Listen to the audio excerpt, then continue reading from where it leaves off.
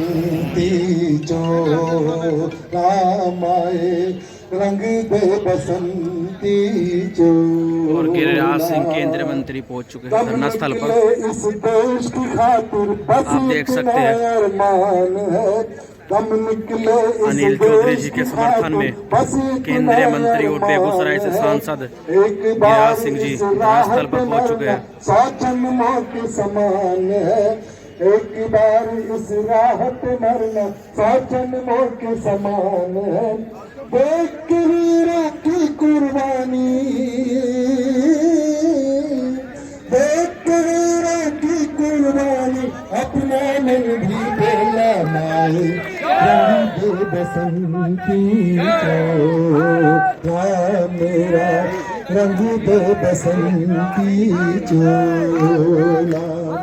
मेरा रंग दे बसंती चोला, मेरा रंग दे, मेरा रंग दे बसंती चोला, मेरा रंग दे, मेरा रंग दे, मेरा रंग दे बसंती चोला, रंग दे बसंती चोला, रंग दे बसंती चोला।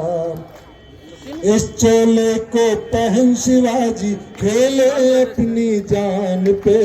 इस चोले को पहन शिवाजी खेले अपनी जान पे।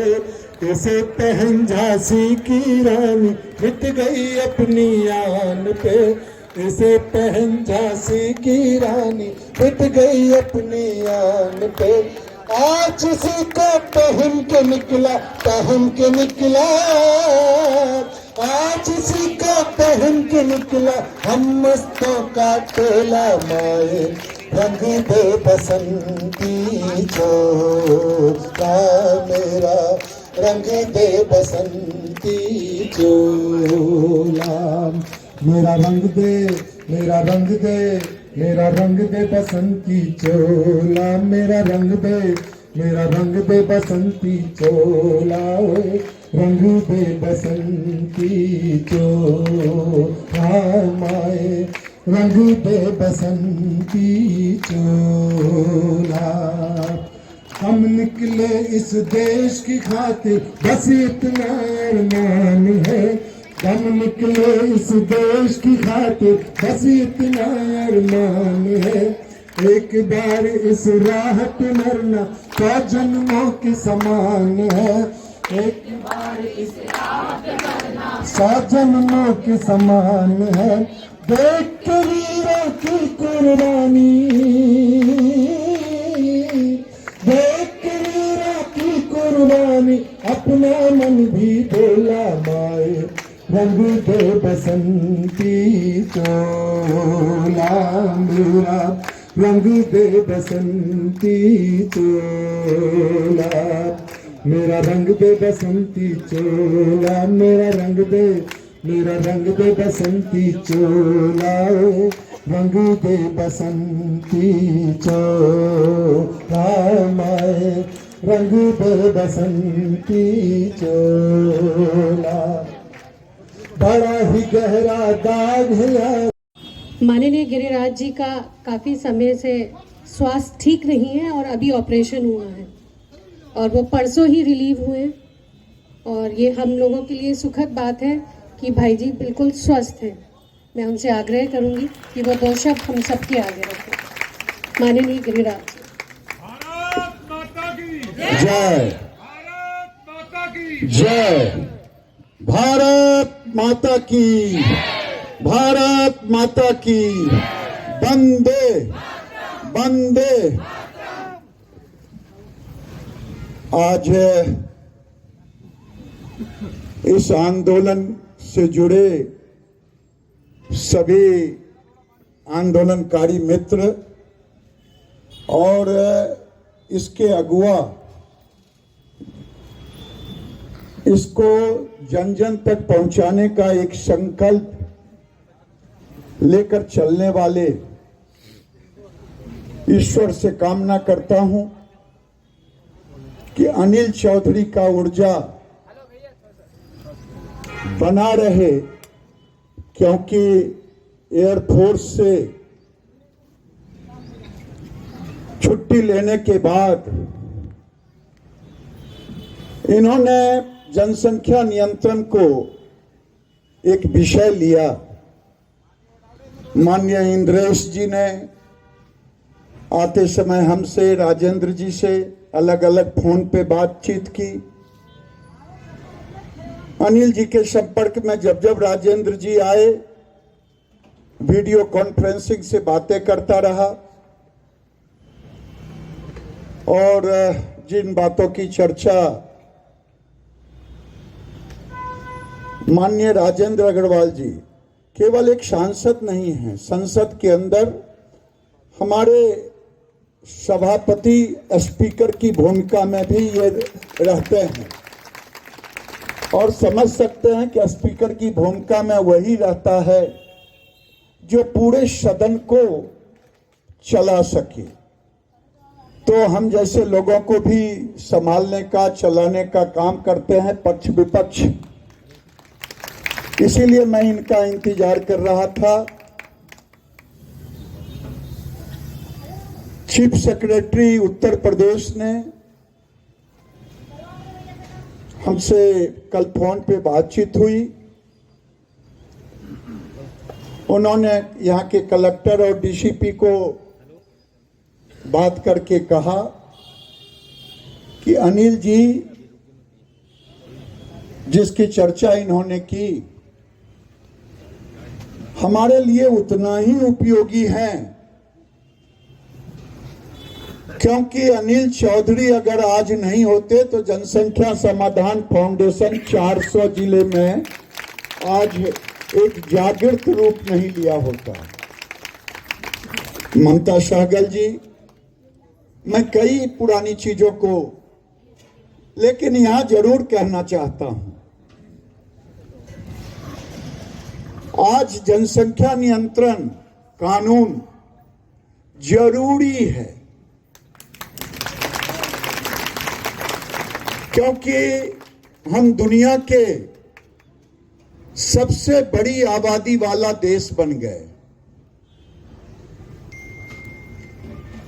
लेकिन हमारे पास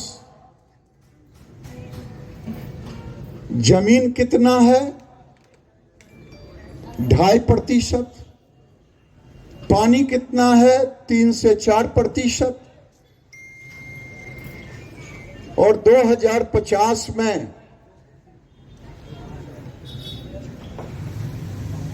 एक ऐसी समस्या आने वाली है कि अन्न हम खाएंगे या पशुधन को देंगे। हम कैटल फीड में देते हैं, पोल्ट्री फीड में देते हैं, फिश फीड में देते हैं, कई समस्याएं हैं। लेकिन दुर्भाग्य इस देश का है,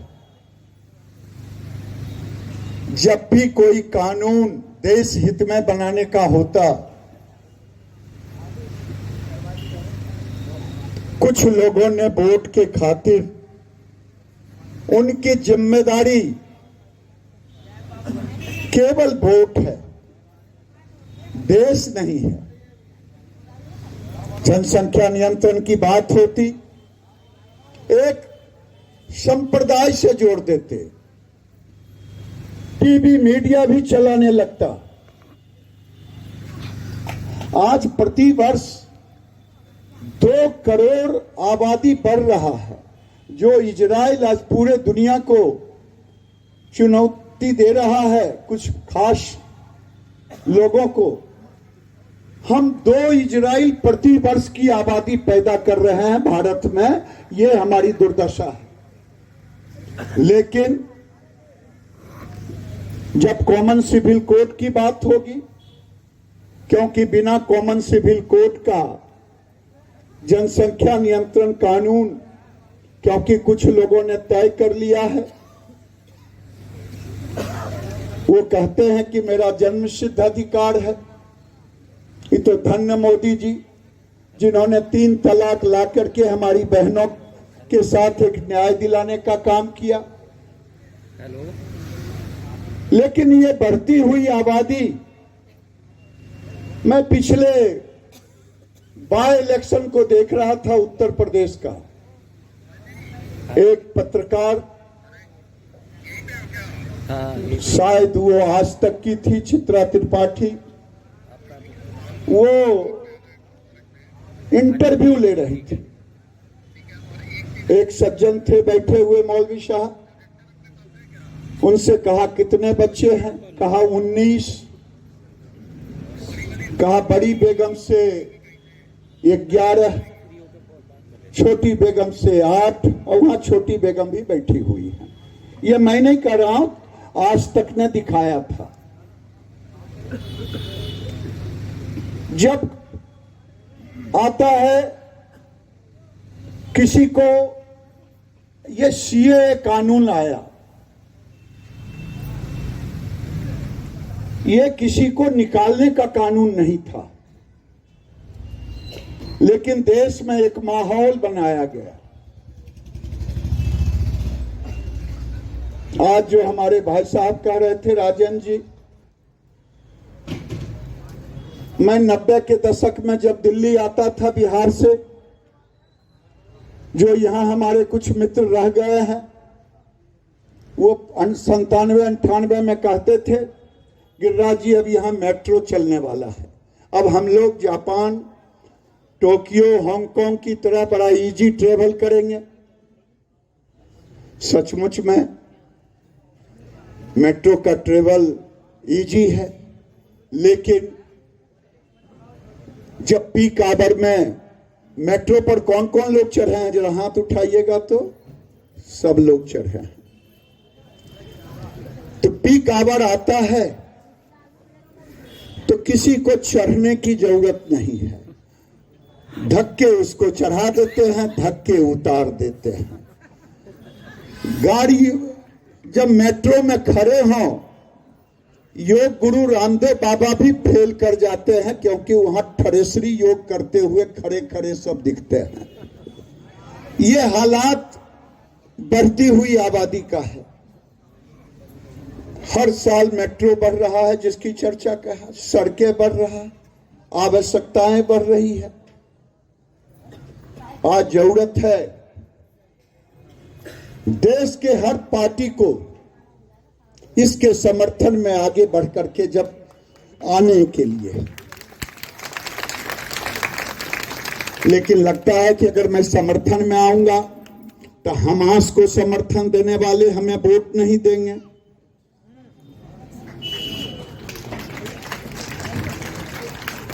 मुझे समझ में नहीं आया, लड़ाई हो रही है इजराइल और हमास में,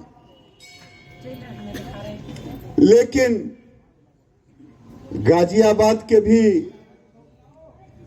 चले जाएं मस्जिदों में तो हमास के समर्थन, बिहार में चले जाएं तो हमास के समर्थन।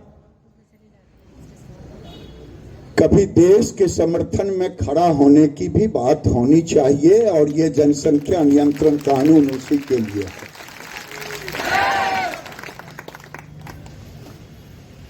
ठीक कहा, ये आम लोग जनसंख्या नियंत्रण कानून को, आपको मैंने मेट्रो का हवाला दिया, ट्रेन का हवाला दिया, अस्पताल का हवाला, सड़क का हवाला।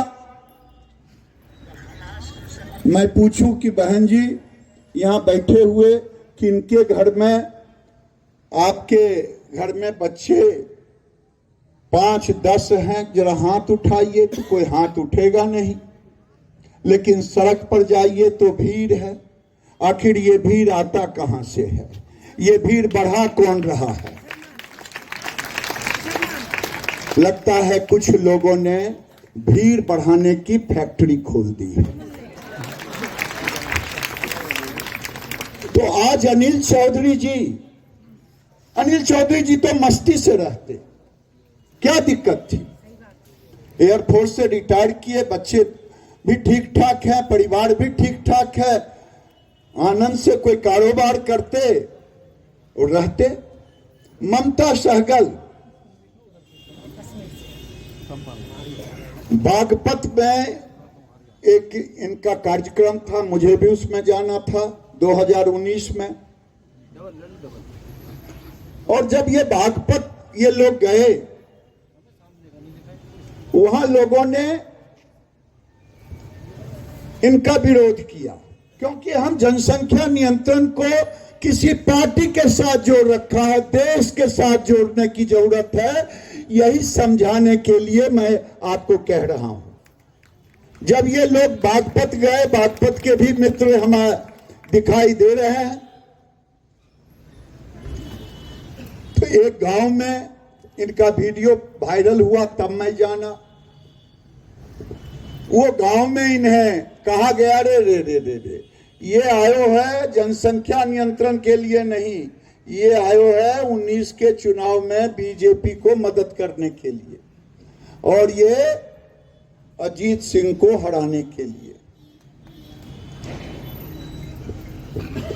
माहौल थोड़ा गड़बड़ हुआ। ममता सहगल उठी,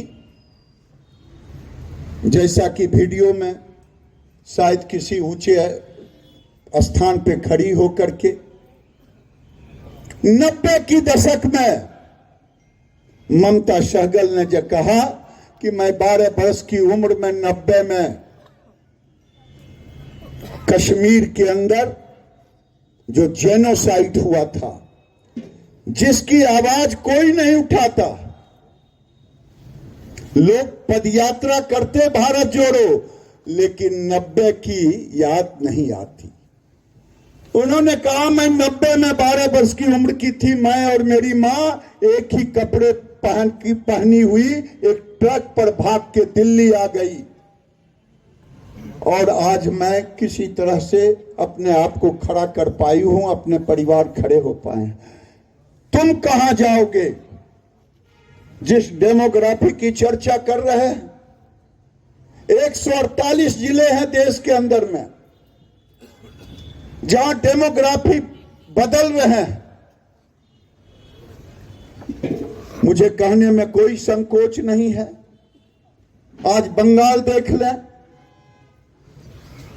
तो वहां की सरकार रेड कारपेट रोहिंग्या के लिए बिछा रखा है। 40% आबादी हो गई है, और ऐसा पेट्रोनेज वहां के मुख्यमंत्री देती है ममता जी कि लगता है आने वाले दिन में ये बंगाल नहीं, इस चुनाव के पहले चुनाव में उनके मंत्री कह रहे थे पत्रकारों को कि चलिए मैं कलकत्ता में एक नया पाकिस्तान दिखाता हूं। मैं जब लोगों से पूछता हूं, देश का बंटवारा हुआ हिंदू और मुसलमान के नाम पे, कोई बता दे कि पाकिस्तान में किस जाति के हिंदू कटे मरे हमारी बेटियां उठी? कोई बता दे। मैं तो एक ही का नाम जानता हूं, जोगेंद्र मंडल, जो अनुसूचित जाति से थे, अंबेडकर के कद के थे, जिन्ना के साथ गए थे। 2 ही साल में जब हिंदुओं पे अत्याचार होने लगा तो वहां से भाग करके निर्वासित जिंदगी बंबई में बिताया। मैं इसलिए चर्चा कर रहा हूं, आम लोगों के हक भी मारे जा रहे हैं। बढ़ती हुई आबादी, 78 में भारत का जीडीपी चाइना से अधिक था, लेकिन 79 में चाइना ने 1 चाइल्ड पॉलिसी लाया और लगभग 60 करोड़ लोगों को रोका। आज देश की आर्थिक केंद्र बिंदु दुनिया में बन रहा है। लोगों ने कहा कि उसका 1 चाइल्ड पॉलिसी तो फेल कर गया। हम कहे नहीं फेल किया, क्योंकि उस समय उसे जरूरत थी बढ़ती हुई आबादी को रोकना। अब वो 2 चाइल्ड पॉलिसी फिर से लाया। तो भारत के अंदर आज जरूरत है, प्रधानमंत्री ने लाल किले से कहा, जरा सा कॉमन सिविल कोड की बात हुई, ये वोट के सौदागरों में छलबली लग गया, खलबली मच गया। कोई छत्तीसगढ़ के मुख्यमंत्री आदिवासियों को भड़काने लगे कि आपके हक मारे जाएंगे, क्योंकि ये कॉमन सिविल कोड आएगा फिर जनसंख्या नियंत्रण कानून आएगा, तो ये आपके हक मारे जाएंगे, आपके धर्म पर चोट पहुंचाएगी। तो मैं आज आपसे यही कहने के लिए यहां खड़ा हुआ हूं। अनिल चौधरी जी और आपकी देश का ऐसा प्रधानमंत्री है जो भारत के हित के लिए कोई भी बाधा सामने में आए उसे दूर करने का काम करते हैं। और ये अमृतकाल है, अमृतकाल है। इस अमृतकाल में दुनिया में भारत का झंडा भी फहर रहा है और आप देख रहे हैं कि भारत के अंदर सांस्कृतिक वैभव भी ऊंचा उठ रहा है। इसलिए मैं आज हम और राजेंद्र भाई आए हैं ये भाषण देने के लिए नहीं कि आप चिंता ना करें, आपने राज्य का ध्यान, योगी जी का ध्यान, आप एक क्रांतिकारी हैं। योगी जी का ऑफिस से फोन भी आया होगा, लेकिन आपने तो किसी का फोन नहीं उठा रहे थे। देखो भाई, जोश में होश मत खोना, अभी बड़ी लड़ाई लड़नी है, बड़ी लड़ाई लड़नी है। सब लोग आपके समर्थन में हैं और आपको मैं विश्वास दिलाता हूं कि आने वाले दिन में देश में जनसंख्या नियंत्रण कानून जरूरी है।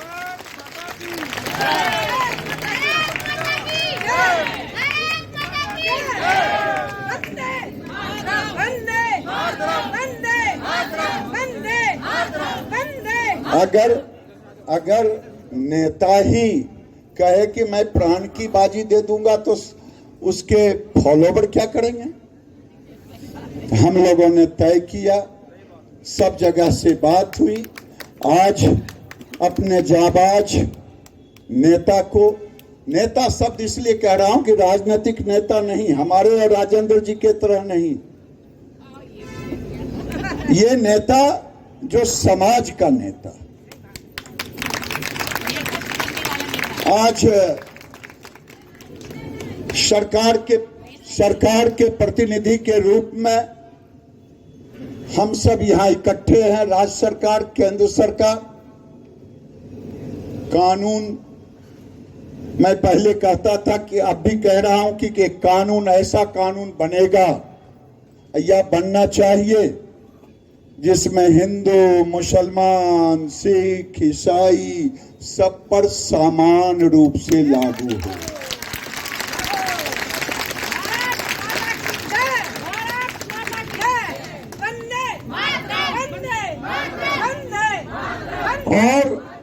और जो ना माने उसे सरकारी व्यवस्थाओं से बाहर कर दिया जाए। हमारे मुख्यमंत्री हेमंत बिस्वा शर्मा ने बड़े बड़े कदम आसाम में उठाया। अभी कॉमन सिविल कोड हम उम्मीद करते हैं उत्तराखंड में शीघ्र ही लागू होगा। गुजरात उसको फॉलो करेगा, उसके बाद देश फॉलो करेगा। और मैं देश के नागरिकों से कहना चाहता हूं,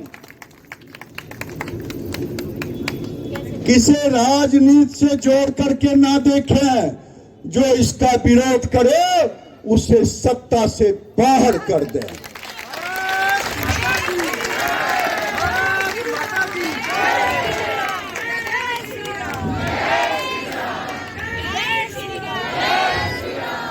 और आज वोट मांग रहे हैं लोग। इस भारत में सर तन से जुदा के नारे लगे और वहां का मुख्यमंत्री कहे कि ये भारतीय जनता पार्टी करा रही है। अरे भारतीय जनता पार्टी का शासन होगा तो सर तन से जुदा करने वालों को ऐसी सजा देगी तो दोबारा नाम नहीं लेगा। आज जोगी जी के राज में कोई करके तो देखे।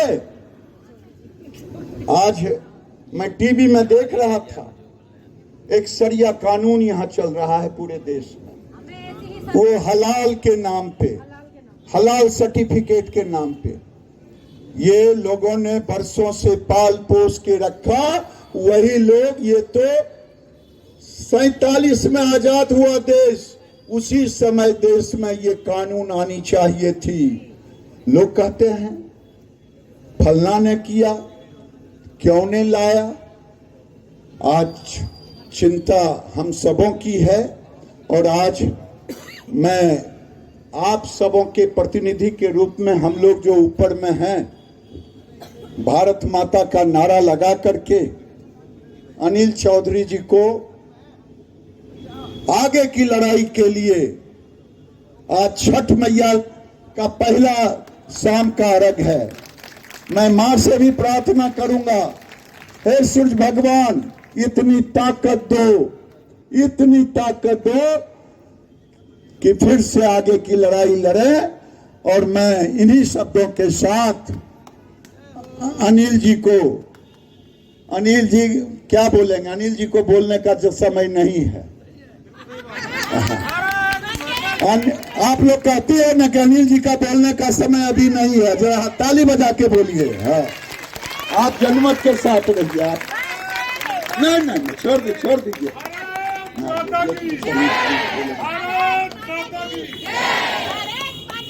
देखिए, मैं इसी आग्रह के साथ दे रहा हूं कि केवल 2 शब्द बोलेंगे, तीसरा शब्द नहीं बोलेंगे।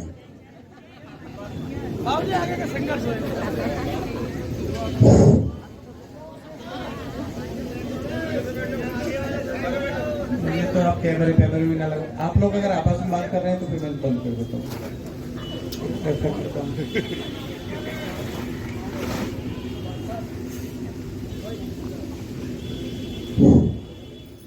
अभी ना एक मित्र हैं मेरे, एयरफोर्स में थे कहीं साथ जोधपुर में, गुप्ता जी, दिवाकर गुप्ता। तो अभी मंत्री जी के आने से पहले कह रहे थे कि हम तो ये कभी देखा नहीं कि भाई मंच खाली पड़ा है, ये औपचारिकता है। तो मैंने उन्हें जो कहा था, मैं स्पष्ट कर देता हूँ कि जो लोग नीचे बैठे हैं, भले ही शैलेश जी कौन देख रहे हो, जितने लोग बैठे हैं सारे मंचासीन वाले लोग हैं जो मंचों पे हुआ करते हैं। लेकिन ये इस मिशन की, इस उद्देश्य की खूबसूरती है कि जो ये सारे लोग नीचे हैं। औपचारिकताओं के नाम पे मुझे ध्यान आया, तो दादा निश्चिंत रहिए, 22वां दिन है। अभी मुझे बताया कि भाई आपका वेट आज 86 kg है, 108 से 104 रह गए थे क्योंकि 27 तारीख को जिस होटल में रुके थे वहां पे तय हुआ था। तो ना दादा ऐसे थे, मैं इन्हें तो कह लूँ कुछ करना क्या है, बस बिल्कुल आपकी बात करने की बात होगी एक हफ्ते बाद। ठीक है। तो बताया कि भाई 104 किलो वजन था, तो आज 86, 18 किलो। अभी औपचारिकता की जहां तक बात थी, बस एक बात कहना चाहूंगा, वो देश जो 1200 साल गुलाम रहा हो, जिसकी भारत माता के सीने पे आरा चला हो 76 साल पहले, जो कश्मीर का चित्र लगा के अधूरा बैठा हो, ऊपर का हिस्सा पीओके के रूप में पाकिस्तान के पास हो, वो देश और उसके देशवासी औपचारिकताएं कर भी नहीं सकते। करेंगे औपचारिकताएं, निभाएंगे औपचारिकताएं, करेंगे स्वागत, करवाएंगे स्वागत, सारे काम करेंगे, मनाएंगे दिवाली, बजाएंगे ढोल ऐसे जैसे भगवान श्री राम लंका विजय के पश्चात अयोध्या की धराधाम से लौटे थे। ऐसी दिवाली मनाएंगे उस दिन जिस दिन भारत में यूनिफॉर्म सिविल कोड लागू होगा, जनसंख्या नियंत्रण कानून लागू होगा, और जिस दिन भारत हिंदू राष्ट्र घोषित होगा उस दिन सारे काम करेंगे। जातिगत बात जरूर आई थी बीच में कि भाई ये जातिगत मामला ना हो जाए, तो मैं पूछना चाहता हूँ, यहाँ ब्राह्मण समाज से कोई लोग हैं क्या? एक बार हाथ खड़े करेंगे, बैठ जाए। देखिए, अगर बैठेंगे नहीं तो मैं वो काम नहीं करूंगा। अगर बैठेंगे नहीं आप लोग तो मैं ये काम नहीं करूंगा। मैं बता रहा हूँ, मंत्री जी की बात मानूंगा जरूर, 100% मानूंगा, बल्कि दादा की बात मानूंगा, मंत्री के नाते नहीं, दादा के नाते। अगर कोई भी खड़ा रहा तो मैं नहीं बोलूंगा, मतलब यहाँ वाले जो पहले बैठे थे, छोड़ दीजिए, फिर छोड़ देते हैं। अगर ये इंपॉर्टेंट है तो फिर इस काम को छोड़ देते हैं। मैं अभी 2, 4, 10 पॉइंट जी लूंगा, निश्चिंत मान लीजिए। काहे की लड़ाई लड़ोगे फिर आप लोग? हाथ होगी यार। कोई राजपूत समाज से है तो एक बार हाथ खड़े करें। कोई त्यागी समाज से है तो एक बार हाथ खड़े करें। कोई जाट समाज से है तो हाथ खड़े करेंगे। कोई गुर्जर समुदाय से है तो हाथ खड़े करेंगे। कोई वैश्य समुदाय से है तो हाथ खड़े करेंगे। कोई प्रजापति समाज से है तो एक बार हाथ खड़े करेंगे। जाटव समाज से कोई भाई बहन है तो हाथ खड़े करेंगे। जाटव समाज से, वाल्मीकि समुदाय से कोई है तो, सैनी समुदाय से, सायद समुदाय से, अच्छा हिंदू जितने हैं एक बार हाथ खड़े करें। जितने हिंदू हैं एक बार हाथ खड़े करें। भारतीय जितने हैं एक बार हिंदुस्तानी हाथ खड़े करें। इस तरह एकजुट हो जाइए। न केवल भारत, पूरे विश्व को हिंदू राष्ट्र बना लोगे, ये निश्चित बात है। यही कहना है। बाकी बात करने के लिए मना किया जा रहा है। आगे की बात योजना के बाद होगी, लेकिन लड़ाई जारी है। मैंने भी कहा लड़ाई जारी रहेगी।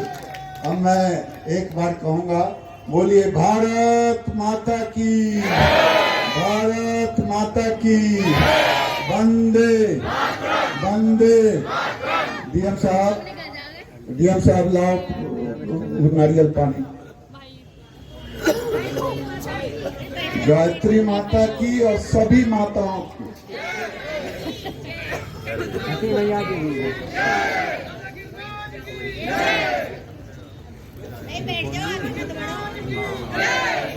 आगे मत पढ़ो जी, आगे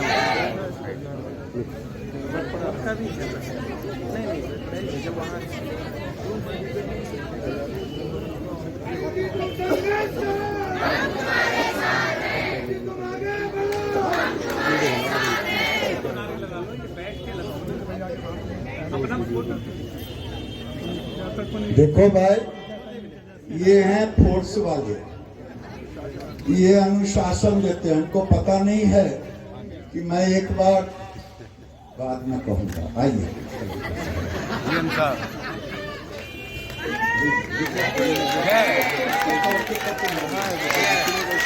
बोलिए हर हर महादेव।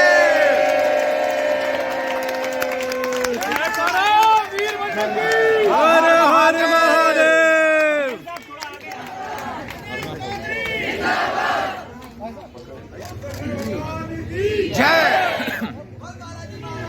जी की जय जय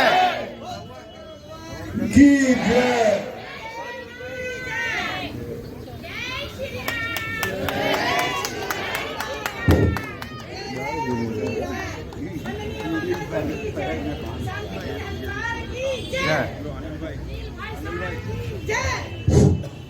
दादा के अभी भी परसों क्योंकि ऑपरेशन से घर लौटे हैं, यूरिन का बैग लटका हुआ है।